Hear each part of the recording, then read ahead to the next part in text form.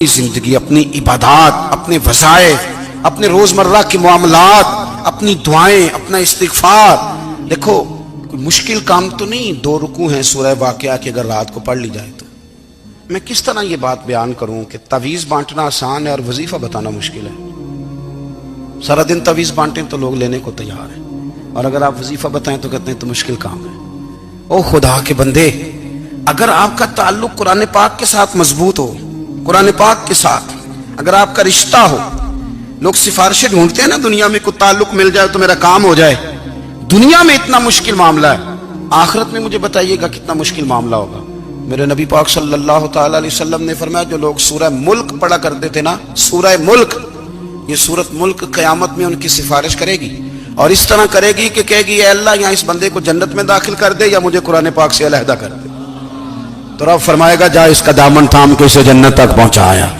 آپ بات کو سمجھیں، جب آپ کے تعلقات اپنے معاملات کے ساتھ مضبوط ہوں گے، یہ نبی کریم نے وعدہ کیا ہے کہ تو سورت واقعہ پڑھ، تیرے گھر میں فاقہ نہیں آئے گا. حضرت عبداللہ ابن مسعود رضی اللہ تعالیٰ عنہ بیمار تھے تو حضرت عثمان غنی رضی اللہ تعالیٰ عنہ تیمارداری کے لیے تشریف لے گئے اور جا کر کے کہا کہ آپ بڑے بیمار ہیں، آپ کی بیٹیاں زیادہ ہیں، میں چاہتا ہوں کہ خزانے میں سے کچھ مدد کروں. تو سیدنا عبداللہ ابن مسعود رضی اللہ تعالیٰ عنہ اٹھ کے بیٹھ گئے اور کہنے لگے امیر المومنین، اللہ آپ کو میری طرف سے، میری بیٹیوں کی طرف سے بہتر صلہ دے. میری بیٹیوں کو کسی خزانے کی ضرورت نہیں، میں نے انہیں خزانہ دے دیا ہے. کہا جناب آپ نے کون سا خزانہ دیا ہے، میں آپ کے مالی معاملات کو جانتا ہوں. تو فرمانے لگے امیر المومنین، میرے نبی کریم نے فرمایا ہے جو سورت واقعہ پڑھے اسے کبھی فاقہ نہیں آتا، میں نے بیٹیوں کو یاد کرا دی ہے، یہ خزانہ میں نے انہیں دے دیا ہے. وہ سارے والدین سنیں جو بیٹیوں کے لیے پریشان رہتے. حضرت عبداللہ ابن مسعود نصیحت کر رہے ہیں، فرمانے لگے میں نے سورت واقعہ یاد بھی کرا دی ہے، پڑھنے کی عادت بھی ڈال دی ہے. حضور نے فرمایا ہے جو سورت واقعہ پڑھے اس سے فاقہ نہیں آتا. کہنے لگے چاند تو اپنی جگہ چھوڑ سکتا ہے، سورج گر سکتا ہے، تارے ٹوٹ سکتے ہیں، پر مدینے والے رسول کی بات غلط نہیں ہو سکتی. حضور نے فرمایا فاقہ نہیں آئے گا تو انشاءاللہ کبھی بھی نہیں آئے گا. کرنے کا کام یہ ہے کہ ہم اپنے معاملات، اپنی عبادات، اپنی دعائیں،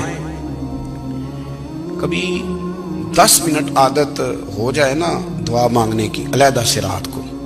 حضور نے فرمایا جو فرض نماز کے بعد دعا مانگے اللہ اس کی قبول کر لیتا ہے. نبی پاک صلی اللہ تعالی علیہ وسلم نے فرمایا اللہ مسافر کی دعا قبول فرماتا ہے. حضور نے فرمایا اللہ مظلوم کی دعا قبول فرماتا ہے. حضور نے فرمایا بیمار سے دعا کراؤ اللہ اس کی دعا قبول فرماتا ہے. میرے نبی پاک نے فرمایا ماں باپ جب بھی اولاد کے لیے ہاتھ اٹھائیں، ویسے تے بلے شاہ تو آسمانی اڈدیاں ہی پھڑ دیں، جڑا گھر بیٹھا انہوں بڑھیا ہی نہیں. حضور فرمانے لگے ماں باپ جب بھی اولاد کے لیے دعا فرمائیں اللہ ان کی دعا کو قبول کرتا ہے. آپ اپنا تعلق بنائیں، دعا کے ساتھ، عبادت کے ساتھ، مصلی کے ساتھ رشتہ بنائیں، استغفار پڑھیں. سالوں بیت گئے ہیں سجدے کرتے ہوئے، حضور سالوں بیت گئے ہیں تسبیح پڑھتے ہوئے، سالوں بیت گئے کہتے ہوئے کہ سبحان اللہ وہ پاک ہے. ہمیں سالوں بیت گئے یہ کہتے ہوئے کہ اللہ اکبر وہی سب سے بڑا ہے. سالوں بیت گئے کہتے ہوئے کہ الحمدللہ ساری تعریفیں اللہ کے لیے. سالوں بیت گئے اس کی تسبیح کرتے، تحلیل کرتے، تکبیر کہتے. حضور اب نہ ہمارا اپنے رب سے ملنے کو جی چاہتا ہے. کبھی اے حقیقت منتظر نظر آنا لباس مجاز میں، لاکھوں سجدے تڑپ رہے ہیں میری جبین نیاز میں. اور اقبال کہنے لگے کہ تیرے عشق کی انتہا چاہتا ہوں، تو میری سادگی دیکھ کیا چاہتا ہوں. میرا ذرا سا تو دل ہے مگر شوق اتنا، میں وہی لن ترانی سنا چاہتا ہوں. میرا بھی دل کرتا ہے کہ اللہ میں تجھے کہوں میں تجھے دیکھنا چاہتا ہوں جس طرح حضرت موسیٰ کلیم علیہ السلام نے کہا تھا، اور تو مجھے کہے کہ لن ترانی تو نہیں دیکھ سکتا. ذرا سا تو دل ہے مگر شوق اتنا، میں بھی وہی لن ترانی سنا چاہتا ہوں. پھر کہنے لگے بھری بزم میں راز کی بات کہہ دی، بڑا بے ادب ہوں سزا چاہتا ہوں. دیکھو سب لوگوں کے بیچ ہی میں نے یہ کہہ دیا. میرے عزیز صحابہ نا شوق میں، کتنے سارے لوگ ہیں آپ، کتنی ماشاءاللہ بڑی تعداد میں آپ آئے. ہم بھی کبھی اس شوق میں گئے ہیں کہ ہمارے رب کو دیکھنے کو دل چاہتا ہے، ہمارا جی چاہے وہ کبھی ہمیں ملے، ہم کبھی اس کی زیارت کریں، اس کی بارگاہ کرم میں ہم حاضر ہوں. صحابہ نے عرض کیا یا رسول اللہ صلی اللہ تعالی وسلم ہمارا رب کہاں ہے؟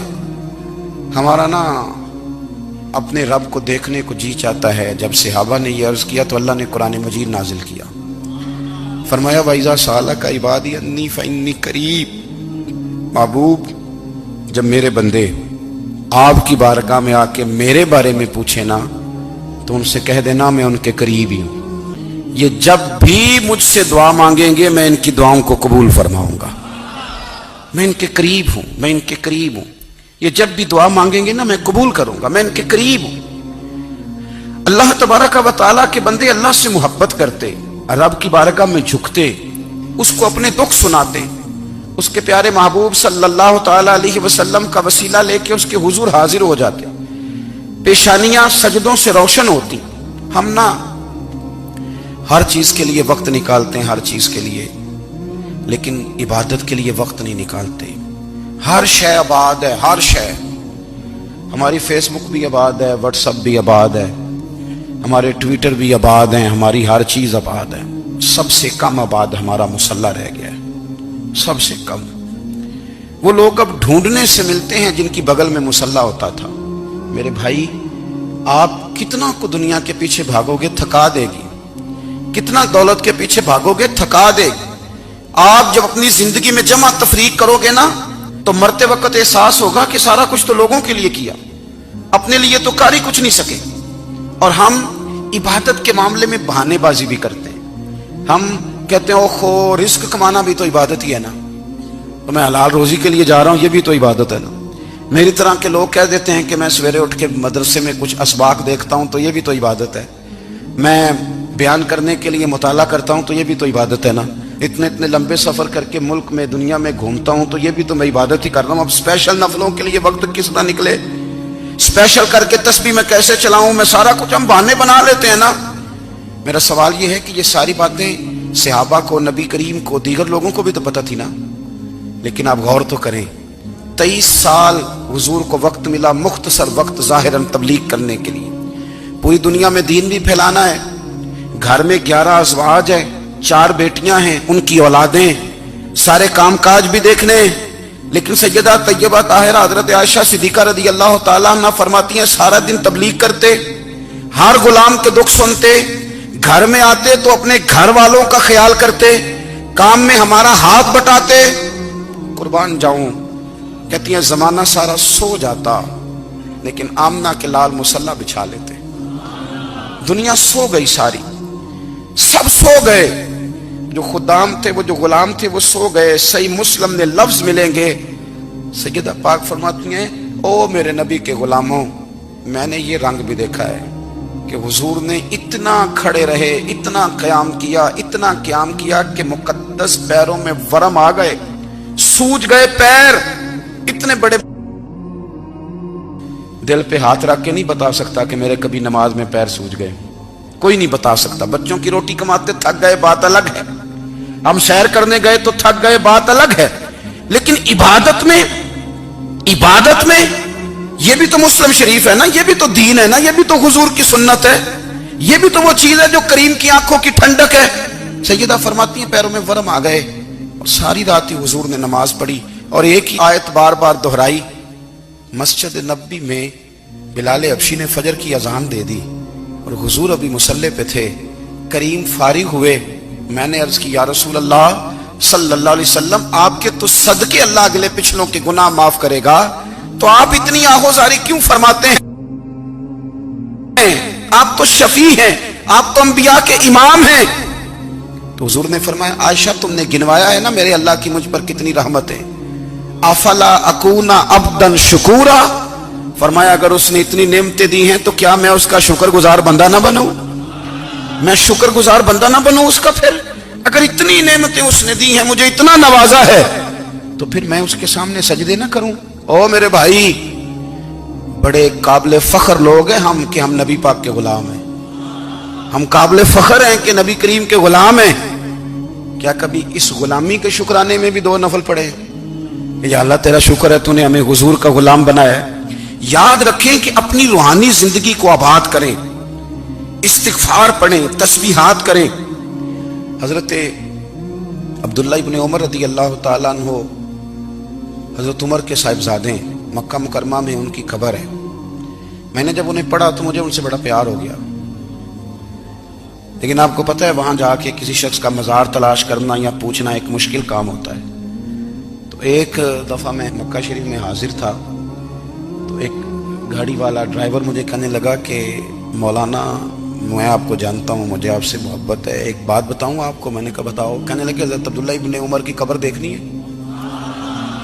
میں نے کہا یہ تو نہیں کہہ رہا، یہ کسی نے بندوبست کرایا ہے، یہ اللہ نے تیرے دل میں بات ڈالی ہے، یہ ہو گیا تو لے چل مجھے. حضرت عبداللہ ابن عمر کو نبی پاک نے فرمایا تھا راجل صالح، یہ نیک بندہ ہے، یہ متقی آدمی.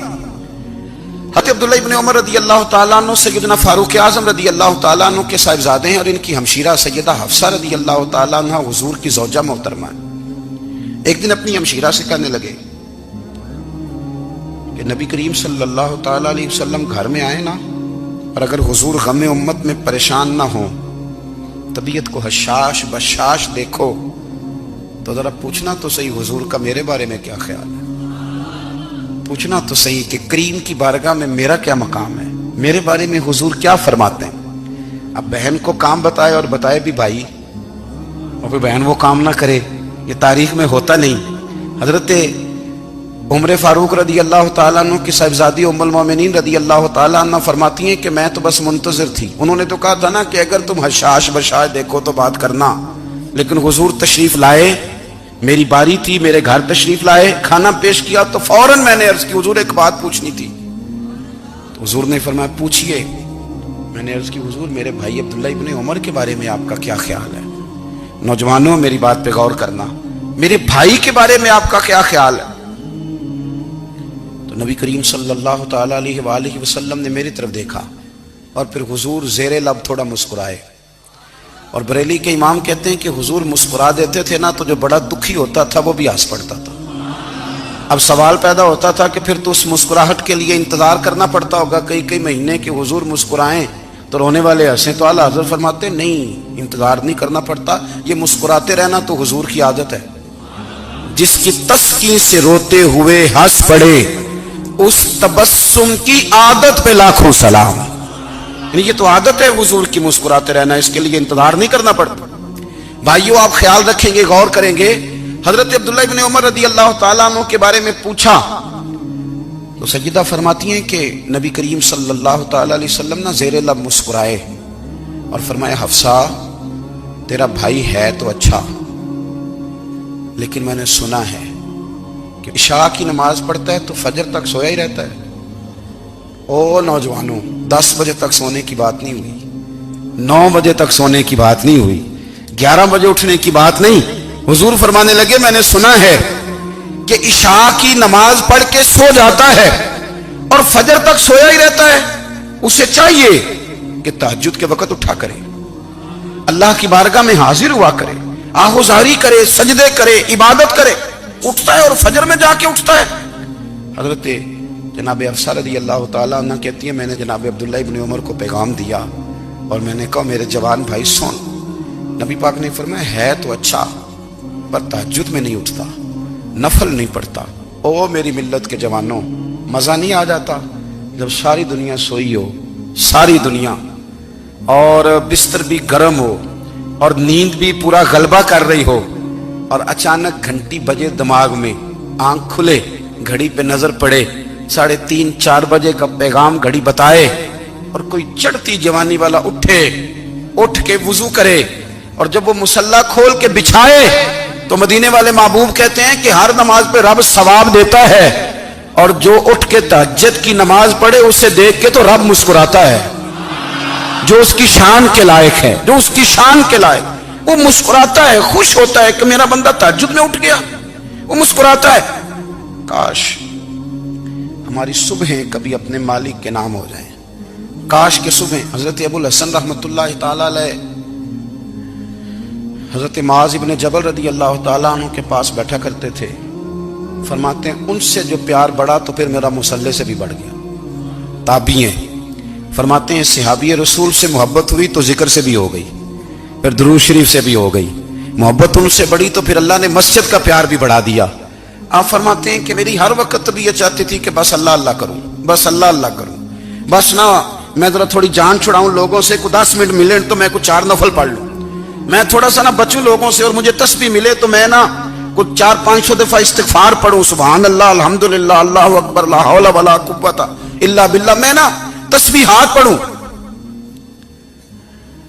فرماتے ہیں کہ بچے تھے گھر میں 6-7، غربت تھی، کام ملتا کوئی نہیں تھا، اور میں کام چور نہیں تھا، کام ڈھونڈتا تھا، پر اللہ کی قدرت کے کام نہیں ملتا تھا۔ فرماتے ہیں کہ میں نے ایک دن اپنی اہلیہ سے کہا کہ آج میں پھر جاتا ہوں کام ڈھونڈنے، تو میری بیوی بڑی فرما بردار تھی، پر اس دن غربت کے ہاتھوں تنگ آ کے کہنے لگی، آج نانا کوئی تو چیز لے کے آیا، تو مجھ سے بچوں کی بھوک نہیں دیکھی جاتی، یہ سب روگاں دا روگ محمد جس دا نام غریبی، کنڈ بلا کے لنگ جاندے نہیں دوست یار قریبی، آج نہ کچھ لے کے آیا تو میں بچے لے کے میکے چلی جاؤں گی۔ شیخ فرماتے ہیں کہ میں بڑا پریشان گھر سے نکلا، پر میں نے صبح سے لے کے زور تک کام ڈھونڈا، کام ملا کوئی نہیں، تو میرے دل میں خیال آیا چلو کام نہیں ملتا تو اللہ اللہ تو کرے نا، چلو بندوں کی مزدوری نہیں ملتی تو رب کریم کی عبادت ہی کرتے ہیں۔ فرماتے ہیں کہ میں نے فرات کے پانی سے وضو کیا، نہر کے، شدید دھوپ تھی، ساتھ ریت تھی اور ریت تپ رہی تھی، میں نے اپنا رومال وہیں مصلی کے طور پر بچھا لیا، اور فرماتے ہیں کہ زور سے لے کر عصر تک نماز پڑھی، دھوپ بھی پورے زور پہ، پر میرے سجدے کا ذوق بھی پورے زور پہ۔ فرماتے ہیں سورج بھی چمک رہا ہے اور رب کی عبادت کا ذوق بھی پورے زور پہ، میں سجدہ کروں تو پھر میرا اٹھانے کو جی نہ چاہے۔ میرے استاد لکھا کرتے تھے، یہ ان کا شعر ہے، وہ کہا کرتے تھے مجھے سوز دے، مجھے ساز دے، اور مجھے نیم شب کا نیاز دے، دم سجدہ خود کو میں توڑ دوں، مجھے ایسا ذوق نماز دے، اور میں تیری بہار کا پھول ہوں، میں کھلا بھی ہوں تو تیرے لیے، مجھے میری شاخ سے توڑ لے، مجھے اپنی زلف کا ناز دے۔ بھائی فرماتے ہیں کہ عصر تک میں نے نفل پڑھے، دل ڈھلنے لگا، عصر کی نماز پڑھی اور میں وہاں سے چلا۔ اب میں جب نکلنے لگا تو دل میں خیال آیا کہ چھوٹی چھوٹی دیواریں ہیں گھر کی، بغیر کچھ لیے جاؤں گا تو بیوی دور سے دیکھے گی تو شور کرے گی کہ پھر خالی ہاتھ آ گیا ہے۔ کہتے میں نے اپنے اسی رومال میں جس پہ میں نے نماز پڑھی تھی نا، رومال میں کیا عقیدہ پنجابی جسافہ کہتے ہیں، اسی میں میں نے کچھ ریت بھر لی کہ وہ دور سے دیکھے گی تو سمجھے گی کچھ لے کے آیا ہے، چلو جا کے اسے بتا دوں گا کہ آج پھر مزدوری نہیں ملی۔ کہتے ہیں وہ ریت لے کر جب میں گھر میں گیا تو پہلے بیوی دروازے پہ کھڑی ہوتی تھی، پوچھتی تھی خالی ہاتھ آ گئے ہو؟ آج میں نے دیکھا تو ہے ہی کوئی نہیں۔ فرماتے ہیں میں اندر داخل ہوا، سلام لیے، کونے میں نے وہ رومال رکھ دیا اور میں نے آواز دی کہ بھلی مانس کہاں ہو؟ تو وہ کہنے لگی آپ منہ ہاتھ دھو لیں، میں روٹی لے کے آئی۔ میں نے کہا روٹی کہاں سے آ گئی؟ یہاں تو کئی دنوں کے فاقے، تو کئی دنوں کی غربت ہے، یہاں تو اس گھر میں تو فقیری ہے۔ فرماتے ہیں کہ وہ روٹی لے کے آئی اور اس وقت کی جو موجودہ نعمتیں تھیں، سمجھ لیں سلاد، اچار، ہر چیز ساتھ لائی۔ میں نے کہا کہ بچے کہاں گئے؟ کہنے لگی وہ کھانا کھا کے کھیلنے گئے، آپ کھانا کھا لیں آ جاتے۔ کھانا اس نے چن دیا۔ میں نے حیرت انگیز لہجے میں ساری نعمتیں اپنے دسترخوان پہ دیکھ کر کے بیوی سے پوچھا یہ کہاں سے آیا کھانا؟ بچوں کو تو نے کہاں سے کھانا کھلایا؟ یہ سارا کچھ کیسا ہے؟ کہنے لگی پتہ نہیں آج آپ کس کریم کی مزدوری کرنے چلے گئے تھے، پتہ نہیں کس کریم کی، میرے گھر میں تو اتنی نعمتیں آئی ہیں کہ مجھ سے سنبھالی نہیں جا رہی، اتنا اناج ہے، اتنا گندم ہے، کس کریم کے دروازے آج چلے گئے تھے؟ یہ کہتے کہتے وہ اٹھی اور اٹھ کر کے کہنے لگی پہلے بڑا کچھ آیا تھا، اب کیا لے آئے ہو؟ اور جا کر کے اس نے وہ ریت والا رومال کھولا، کہنے لگے میں تو لے کے آیا تھا ریت، تو میرے رب نے اسے بھی سونے اور ہیرے بنا دیا تھا۔ جب آپ کی توجہ اللہ کی جانب، میرے نبی پاک صلی اللہ تعالی علیہ وسلم نے فرمایا ہر چیز اپنے رب سے مانگ، ہر چیز مانگ، ہر چیز مانگ۔ یا رسول اللہ کیا کچھ؟ میرے محبوب نے فرمایا تیرے گھر میں نمک بھی ختم ہو جائے تو وہ بھی اپنے رب سے مانگا کر، تو مانگنا وہ تجھے دے گا، تو اس کی بارگاہ میں کشکول طلب دراز تو کرنا۔ اور ترمذی شریف میں عجیب لفظ ہے، رسول کائنات نے فرمایا، رب کریم فرماتا ہے جب میرا بندہ ہاتھ اٹھاتا ہے نا تو مجھے حیا آتی ہے کہ میں خالی کیسے لوٹا دوں اس کے۔ اتنے بڑے بادشاہ کی بارگاہ میں، او بھائی لوگوں سے عزتیں تلاش کرتے ہو تو وہ کیا تمہیں عزت دیں گے؟ وہ تو کل اچھا کہتے ہیں پرسوں برا کہنے لگ جاتے ہیں۔ لوگوں کے سامنے گڈ بک میں آنا چاہو گے تو وہ تو سویرے تمہارے بارے میں کچھ کہیں گے، شام کچھ اور کہیں گے۔ اپنی روحانی زندگی آباد کریں، اپنے مسلح کو وقت دے اور دنیا سے چھپ کر اس موبائل کو بند کر کے اور اپنے آپ سے بھی چھپ کے اور تنہا ہو کے چھپا کے سارا کچھ اپنے آنسو اپنے رب کی بارگاہ میں پیش کریں، اس کے حضور حاضری دیں۔ سنو نا ترمذی کی حدیث، اور اسے یاد رکھنا، نبی پاک علیہ السلام نے فرمایا اپنے دکھ لوگوں کے سامنے نہ بیان کرنا، سیٹھوں نوابوں کو نہ بتاتے پھرنا، دنیا داروں کے سامنے جا کے نہ رونا کہ میں تکلیف میں ہوں۔ فرمایا اگر دنیا داروں کو دکھ بتاؤ گے رب تمہیں کبھی غنی نہیں کرے گا، اور لوگ ہیں کہ الٹا مذاق اڑائیں گے۔ آپ کی جس سے بڑی پکی یاری ہے نا، پکی، وہ تب تک پکی ہے جب تک آپ نے 50,000 مانگا نہیں، اور جس وقت آپ نے کہہ دیا کہ میں مجبور ہوں میری مدد کر، تو پھر ختم ہو گئی دوستی۔ لوگوں کے تعلقات آپ کے ساتھ تب تک ہیں جب تک آپ ان سے کوئی ضرورت وابستہ نہیں کرتے۔ کریم محبوب فرمانے لگے بندوں کے سامنے دکھ نہ بیان کرنا، اللہ تجھے کبھی غنی نہیں کرے گا۔ تو اپنے دکھ اپنے رب کو بتا، تو دعائیں مانگ، تو اس کی بارگاہ میں حاضر ہو، تو اس کے حضور عرض کر۔ فرمایا اپنے دکھ اپنے رب کو بتا، وہ جلدی کرے یا دیر سے کرے تجھے ساری دنیا سے بے نیاز کر دے گا، تجھے کسی کا محتاج نہیں رہنے دے گا۔ اپنے مسلح کو، اپنی دعاؤں، ایک بزرگ فرماتے ہیں میں نے دعا مانگنے کا طریقہ اپنی بیوی سے سیکھا۔ دعا مانگنے کا طریقہ اپنی، سیکھنے والے تو اپنے بچوں سے بھی سیکھ لیتے ہیں، سیکھنے والے تو ہر ایک سے سیکھتے ہیں۔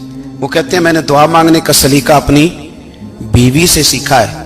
حضرت وہ کس طرح؟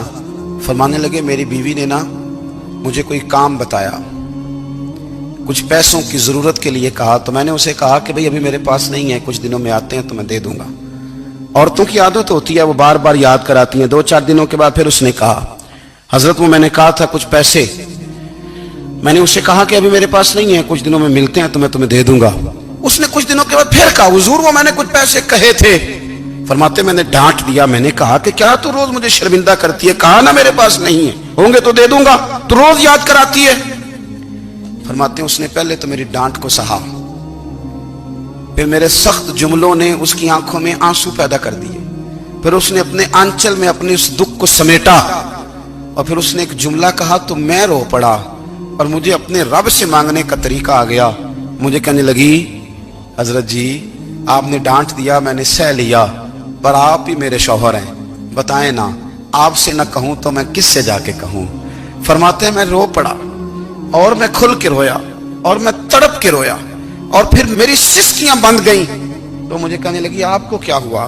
میں نے کہا مجھے بھی دعا مانگنی آ گئی ہے، جب میں اسے کہوں گا نا اللہ تو ہی میرا رب ہے، میں تجھ سے نہ کہوں تو میں کس سے جا کے کہوں، میں کیوں کسی بندے سے سوال کروں، میں کیوں کسی دنیا دار سے کہوں، میں تیرے بندوں کا، نیک بندوں کا وسیلہ لے کے، تیرے محبوب کی غلامی لے کے تیری بارگاہ میں آیا، تجھ سے نہ مانگوں تو کس سے مانگوں۔ سمجھ آ گئی ہے جب میں اس رنگ میں مانگوں گا تو پھر رب میرے اوپر بڑا ہی فضل فرمائے گا، وہ میرے اوپر بڑی رحمت کرے گا، وہ میرے لیے آسانیاں کرے۔ عزیز دوستو ہم اس طرح کرنے لگ گئے ہیں کہ ہم نے نا اپنے تعلقات پر اعتماد کرنا شروع کر دیا ہے۔ میرے تعلقات بہت ہیں، ہم نے اپنی دولت پر اعتماد کرنا شروع کر دیا ہے، میرے پاس دولت بہت ہے، ہم نے اپنے علم پر، اپنی شہرت پر اعتماد کرنا شروع کر دیا ہے کہ میرے پاس فلاں چیز بہت ہے۔ یاد رکھنا جب بے نیاز اپنی صفت بے نیازی دکھاتا ہے تو بڑی بڑی دولتوں والے مجبور نظر آتے ہیں۔ بھائیو جب انسان کا رشتہ اپنے مالک کے ساتھ ہوتا ہے پھر تو غم بھی کچھ نہیں کہتے، پریشانیاں بھی کچھ نہیں کہتی، پھر تو زندگی صبر والی، پھر تو زندگی توکل والی، پھر تو زندگی بھروسے والی، پھر انسان اپنے آپ کو رسوا نہیں کرتا، دنیا داروں سے امیدیں اس کی ختم ہو جاتی، امیدیں اللہ رسول سے لگا لیتا ہے، مضبوط ہو جاتا ہے، مضبوط، طاقتور ہو جاتا ہے، خوددار ہو جاتا ہے، باوقار باعزت ہو جاتا ہے۔ حضرت بہلول دانا رحمت اللہ علیہ بیٹھے تھے تو ہارون رشید حج کر کے آ رہا تھا، تو رستے میں حضرت شیخ سے ملاقات ہو گئی، تو السلام علیکم کے بعد کہنے لگا حضور کوئی حکم ہو تو بتائیے گا۔ تو حضرت بہلول دانا فرمانے لگے تیرا رب کون ہے؟ اس نے کہا اللہ۔ تو فرمایا میرا کون ہے؟ کہا اللہ۔ فرمانے لگے تو بڑا ہی بیوقوف ہے، کیا تو یہ سمجھتا ہے کہ رب ہارون رشید کو تو دے گا اور بہلول دانا کو بھول جائے گا؟ تیرا بھی وہی رب ہے، میرا بھی وہی رب ہے، اس نے اگر تجھے دے کے آزمایا ہے تو ہو سکتا ہے مجھے نہ دے کے آزما رہا ہو، جب اس کی حکمت کے تقاضے ہوں گے تو عطا کرے گا اور دے گا، تو جا اپنا کام کر۔ صلاح الدین ایوبی صلیبی جنگوں میں تھے، رات کو مسجد اقصی میں نماز پڑھی تو پریشان تھے،